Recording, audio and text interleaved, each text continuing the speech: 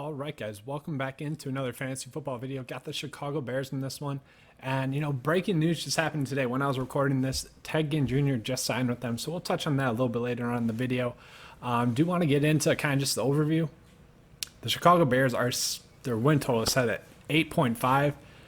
And I just think that's a little bit too high. And you guys will see why a little bit later on in this video. Let's get into the quarterbacks now. All right, so getting to the quarterbacks, we'll start off with Mitchell Trubisky, who might be the presumed starter, or Nick Foles might be the presumed starter. We don't really know just yet. I'll go through and break down both of them, kind of show you guys what I see team-wise with both of them in there as the starting quarterback. Obviously, when the preseason comes and when they get through that quarterback competition, I'll be able to give you guys the proper take, but I'll give you guys both sides of it right now. So Mitchell Trubisky is going as quarterback 25. That seems just a little bit too high for me. We just look at his starts gained on the year. He had 7 starts gained out of 15 starts, which is just horrible. And I think I'm going to go with starts gained instead of starts earned. I think that's just a little bit proper.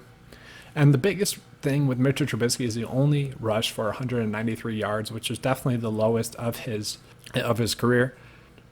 And he almost rushed for 500 just 2 years ago in his sophomore season. So, if he is going to be starting this season, I would expect them to focus on the danger that he presents with his legs, because that's the true value in a quarterback like Mitchell Trubisky. So I think that they would come back to that a little bit more.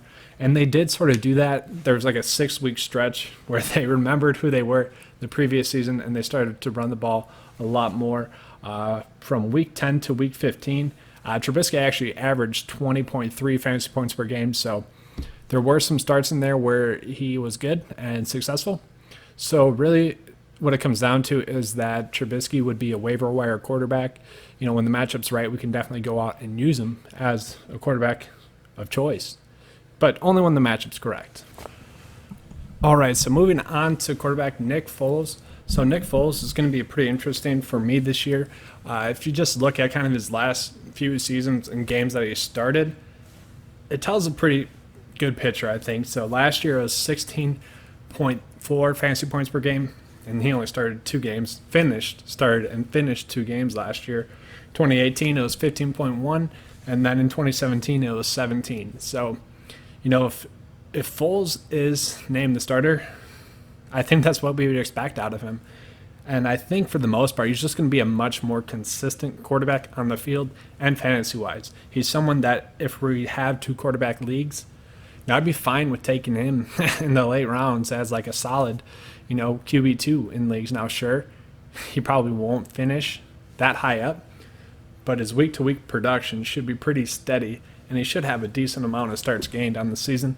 And I think Nick Foles, just with how consistent he could be, would be the better option for the team, especially for fantasy purposes. I think the rest of the people, or the rest of the players on the team, would be much more consistent fantasy producers if Nick Foles is named the starter. All right, so getting into running backs, we got David Montgomery and Tariq Cohen. We'll start off with David Montgomery. Obviously, that's going to be the guy we want to draft. He's currently going as running back 20 in drafts, which is right around where he finished. He finished as running back 22, and he only gained 6 starts out of 16 games, which, he had that rookie kind of struggle last year with running backs.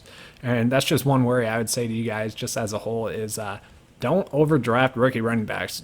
Draft the veterans there.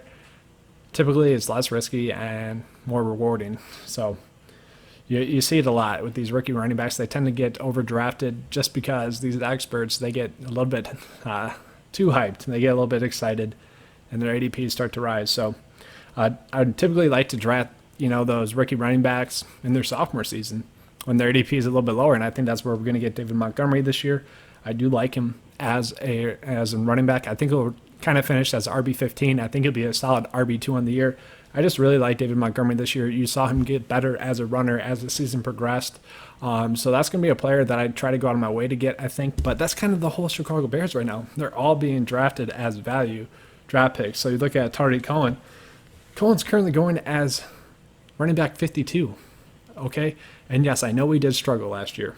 But if we go back to that 6-week stretch where it seemed like the Chicago Bears actually figured out how to be a functional offense, Tariq Cohen was averaging 10 fantasy points per game in a half-point PPR league.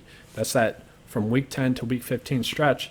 he averaged 10 fantasy points per game in a half-point PPR league. So I think both of those guys are going a little bit too late. But, Cohen's kind of just going as a free square and someone that, in a pinch you could use in a flex spot. I think he's fine to have on your bench for now to kind of see how they use him. But I think that's way too low for him.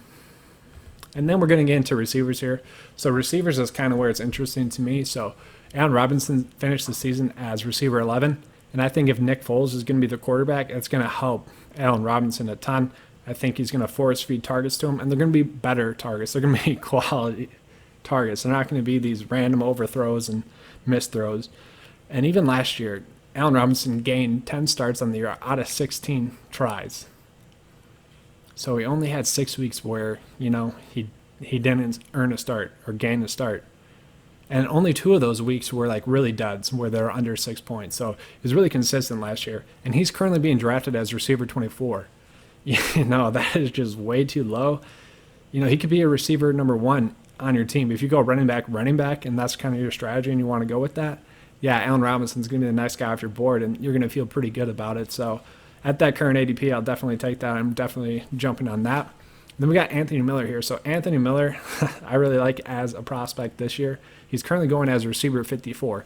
Let that sink in for a second. Receiver 54. Okay? Tyler Gabriel's not there anymore. And we saw without Tyler Gabriel in that offense, Anthony Miller was a stud. Okay? If you look at from when Tyler Gabriel was injured and Anthony Miller filled in for, that role essentially, or that offensive production, Anthony Miller averaged 10.8 fantasy points per game. And that's including the last 2 weeks where the Bears really didn't do anything offensively. That average would be a lot higher, but I include that in there just to be fair and have it mostly accurate. If you took that 10.8 fantasy average in a half-point PPR league, he would have finished as a top 30 receiver. So, I could see him finishing as a top 25 fantasy receiver this year. I really like him as a receiving option this year, especially, once again, if Nick Foles is going to be the quarterback. I like Anthony Miller a lot more. And then, they did just sign Ted Ginn. I'm not sure that's going to matter fantasy-wise, really. We have to wait and see. I do think it could help the offense out. It could help it, space the offense a little bit more, which actually could free up some underneath routes a little bit, maybe a little bit more checkdowns to Miller and Cohen. We'll see about that, though. And then get into the tight ends. You guys saw they drafted a tight end. They've signed Jimmy Graham. They still have Demetrius Harris as well, who they signed. They still have Adam Shaheen. They're just trying to figure it out. They're trying to find one that will work for their offense.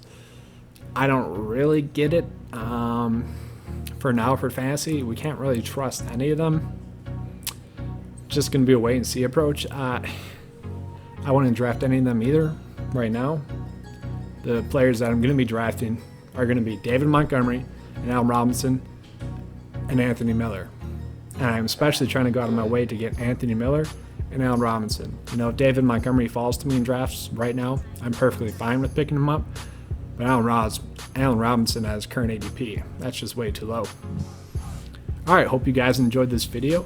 We are going to be switching gears. We are going to go and break down the Miami Dolphins next, followed by the Bills, Pats, and Jets. So stay tuned for that. That should be a good series as well. Hope you guys enjoyed the NFC North series. If you did, please give me a like and subscribe. I do appreciate that.